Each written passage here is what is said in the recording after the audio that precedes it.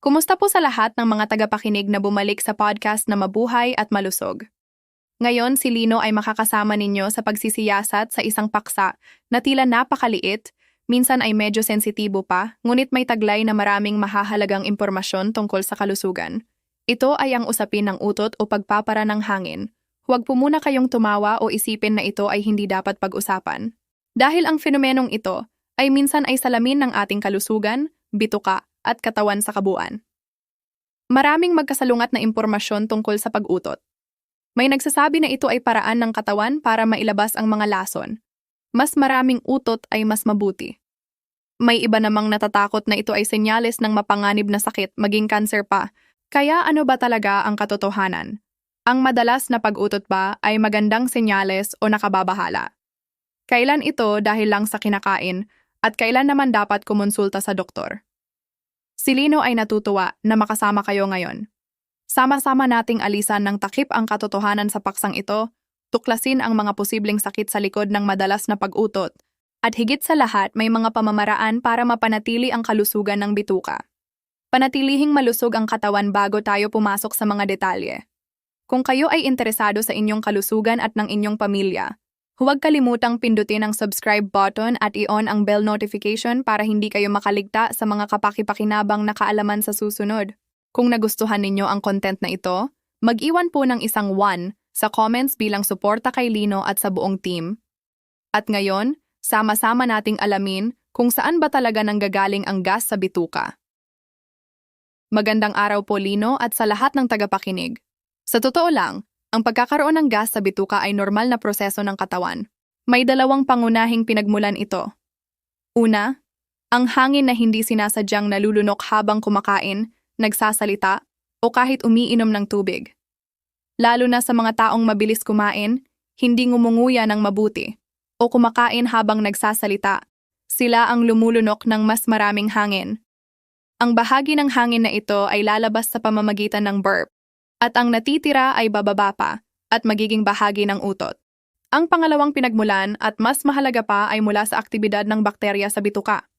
Isipin ang bituka natin bilang isang malaking pabrika ng pagbuburo na tinatahanan ng trilyon-trilyong bakterya. Kapag kumakain tayo, lalo na ng mga pagkain na hindi lubusang natutunaw at nasisipsip ng maliit na bituka, halimbawa ang fiber o mga komplikadong asukal, pupunta ito sa malaking bituka. Doon, ang mga bakterya ay sisira at magbuburo sa mga ito. Sa prosesong iyon, nabubuo ang mga gas tulad ng hydrogen, nitrogen, at carbon dioxide. Kapag sapat na ang naipon na gas, ito ay ilalabas bilang utot. Kaya ang pag-utot mismo ay senyales na gumagana ng maayos ang ating sistema ng pagtunaw. Ngunit kung biglang tumaas ang dalas at dami ng gas, maaaring may pagbabago sa pabrika ng bituka natin. Dr. Felix, ano po ang mga karaniwang dahilan ng madalas na pag-utot na hindi naman senyales ng malubhang sakit? Karamihan sa mga kaso ng madalas na pag-utot na walang ibang nararamdamang hindi maganda ay nagmumula sa dalawang pangkat. Dieta at gawi sa araw-araw. Sa dieta, may mga pagkain na talagang dalubhasa sa paggawa ng gas. Kung kamakailan ay marami kayong kinakain sa mga ito, tiyak na tataas ang utot. Una, mga pagkaing mayaman sa protina at taba, tulad ng nilagang baboy, lechon, o taba ng baboy. Ang pagkasira nito sa bituka ay gumagawa ng maraming nitrogen at carbon dioxide, at madalas ay may masamang amoy dahil sa sulfur compounds mula sa protina. Pangalawa, mga pagkaing matamis kabilang ang candy at inuming may asukal. Maaari itong magdulot ng labis na paglaki ng ilang masasamang bakterya sa bituka, kaya mas maraming gas. Pangatlo, mga munggo at gulay na krusipero tulad ng sitaw, munggo, broccoli, at repolyo. Naglalaman ito ng carbohydrate na raffinose na mahirap tunawin ng katawan. Kapag narating ang malaking bituka, nagiging pagkain ito ng bakterya kaya sobrang dami ng gas. Pang-apat, pagkain na may gluten at lactose, tulad ng tinapay, pansit, at gatas. May mga taong hindi nakakatunaw nito kaya nagbuburo ito at nagdudulot ng utot, pamamaga, at sakit sa tiyan. Panghuli, mga inuming may carbonation tulad ng Coke at soda. Parang direktang nagpupump ka ng gas sa tiyan. Kasabay ng dieta, ang masamang gawi ay mahalaga din. Ang katamaran sa galaw, laging nakaupo. Ang galaw ay nakakatulong sa peristalsis ng bituka, mabilis na paglabas ng pagkain at gas. Kapag kaunti ang galaw, bumagal ang bituka, tumatagal ang pagkain, mas malakas ang pagbuburo, kaya mas maraming gas. Ang stress at pagkabalisa ay hindi inaasahang dahilan din. Maaari itong makagambala sa balanse ng bakterya sa bituka, magparami ng masasamang uri at dagdagan ang gas. Kaya mahalagang matutong mag-relax. Panghuli, ang matagal na pagtatae o TB. Kapag natipon ang dumi sa malaking bituka, patuloy na magbuburo ang bakterya at magdudulot ng maraming mabahong gas. Kung kamakailan ay madalas lang kayong umutot ng walang ibang nararamdamang masama, sapat na ang suriin muli ang dieta at baguhin ang gawi para malutas ang karamihan sa problema. Opo, naiintindihan ni Lino. Paano naman ang mga kaso ng biglaang madalas na pag-utot na may kasamang ibang hindi magandang nararamdaman? Ano ang posibleng sakit, Doc Felix? Kung ito ang unang beses ninyong nanonood sa channel, pakiusap po pindutin ang subscribe at i-on ang bell para linggo-linggo tayong magkita at magbahagi ng simpleng ngunit kapakipakinabang na kaalaman para sa kalusugan sa pagtanda. At mag-iwan po kayo ng komento sa ibaba para malaman ko kung ilang taon na kayo at saang probinsya o lungsod kayo nakatira. Ito ang mahalagang bahagi na kailangan nating bigyang pansin.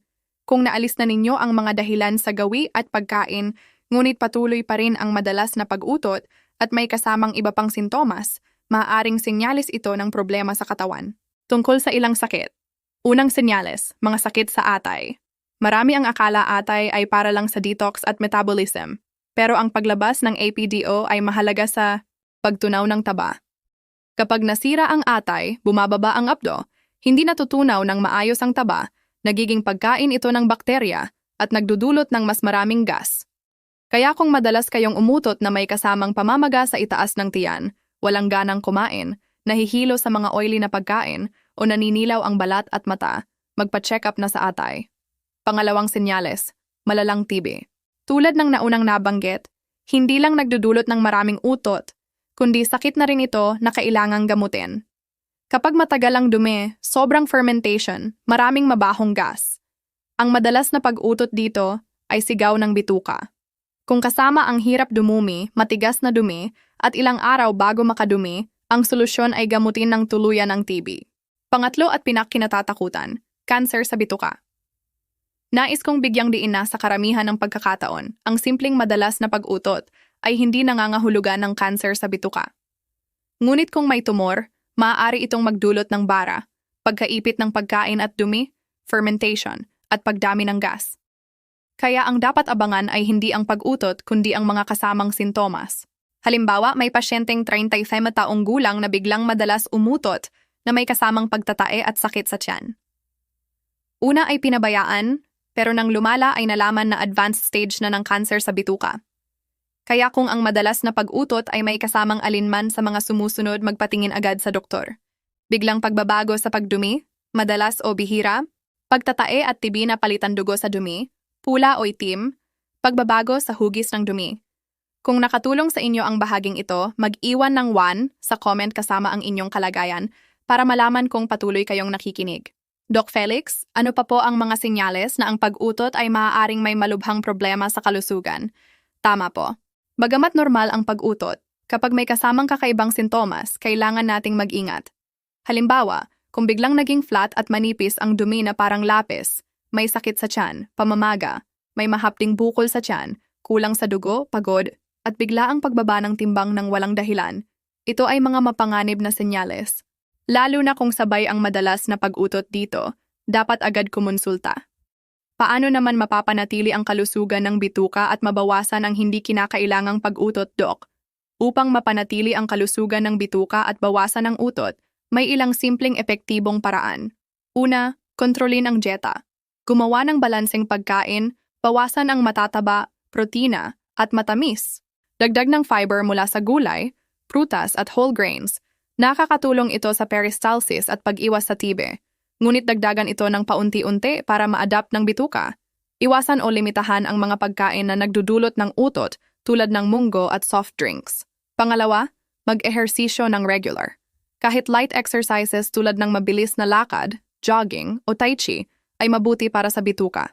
Sapatin ang 30 minuto araw-araw. Maaari ring regular na i-massage ang tiyan, lalo na bago matulog.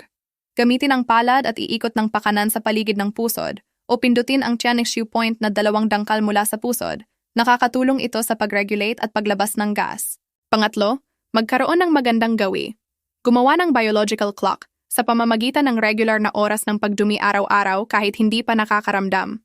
Unti-unti, magkakaroon ng regular na reflex ang bituka. Kumain ng dahan-dahan, ngumunguya ng mabuti para hindi mabigatan ang sikmura at bituka, at bawasan ang nalulunok na hangin. Bukod sa payo sa pagkain at ehersisyo, may iba pa po bang mahahalagang paalala para sa mga tagapakinig? Doc. Oo. May 3 espesyal na paalala. Una, huwag balewalain ang mga biglaang pagbabago sa katawan, lalo na kapag may edad na. Anumang sudden change, lalo na sa digestive system, ay dapat bigyang pansin at subaybayan. Huwag isipin na normal na lang iyon sa pagtanda. Pangalawa, ang regular check-up ay proteksyon natin. Ang cancer sa bituka ay maiiwasan at magagamot ng mabuti kung maagang mahuli. Sundin ang rekomendadong screening tulad ng colonoscopy. Pangatlo, bigyang pansin ang mga gamot na iniinom. May ilang gamot, lalo na sa matagal ng sakit, na nagdudulot ng sobrang hangin sa tiyan. Kung ganito ang nararanasan habang umiinom ng gamot, kausapin ang doktor sa susunod na check-up. Sana ay nakatulong ang mga impormasyong ito upang masagot ang inyong mga tanong at mapataas ang kaalaman tungkol sa kahalagahan ng kalusugan ng bituka. Ang katawan natin ay nagbibigay ng mga sinyales. Matutong makinig. Ito ang susi sa malusog at mahabang buhay. Kung nakatulong ang content na ito, huwag kalimutang i-like at i-share sa mga nangangailangan.